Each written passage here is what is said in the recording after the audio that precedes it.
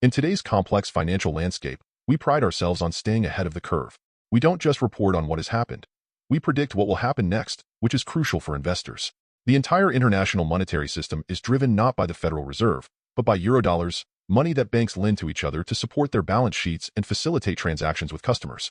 The major transactions in this arena, which you could think of as the 800-pound gorilla, amount to approximately $1 quadrillion in derivatives, including options, futures, forwards, swaps, and swaptions.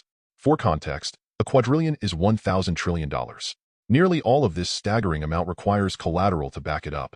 For example, if I'm a hedge fund and I reach out to Morgan Stanley for a $5 billion total return equity swap, essentially a derivative basket of stocks, I won't need to provide $5 billion worth of collateral upfront. Instead, I'll only need to provide enough to cover any potential mark-to-market losses until the position is closed.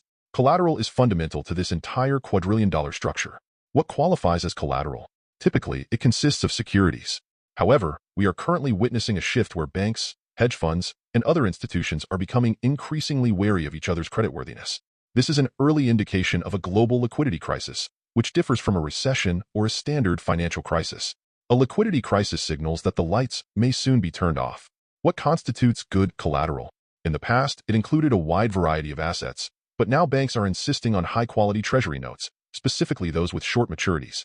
This presents a significant problem. There is a growing shortage of collateral as banks scramble to strengthen their balance sheets.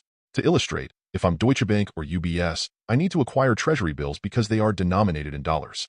The market is fiercely competitive, with banks bidding up the prices of treasury bills to secure them, even offering yields lower than what the Federal Reserve would provide for free.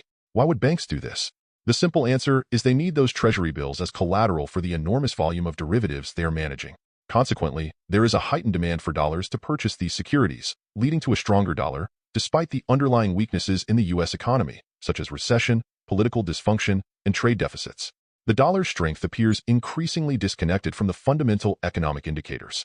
Although the dollar has been buoyed by effective management and growth in the past, the lack of a gold standard raises questions about the long-term confidence in the dollar.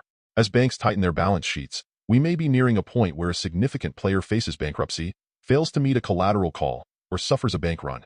Such a scenario could mirror the financial crisis of 2008, but could be exacerbated by energy shortages and supply chain disruptions.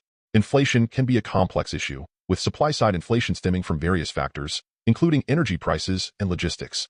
The demand-pull inflation often has psychological roots. Consumers anticipating higher prices may rush to make purchases, further driving demand. While the Federal Reserve can't address supply-side inflation, it can influence demand by raising interest rates, which can slow economic activity and push us toward a recession. This presents a dilemma for the Fed. To manage inflation effectively, they may need to induce a recession, creating significant economic costs. In summary, the Fed appears poised to continue raising interest rates to combat inflation, even as we potentially head into a recession and a global liquidity crisis. While the definitions of recession and depression differ, it's essential to understand that the U.S. economy has already exhibited 2 consecutive quarters of declining GDP, indicating a recession is underway. Ultimately, the interplay of budget deficits, trade deficits, and soaring debt-to-GDP ratios presents a perplexing picture.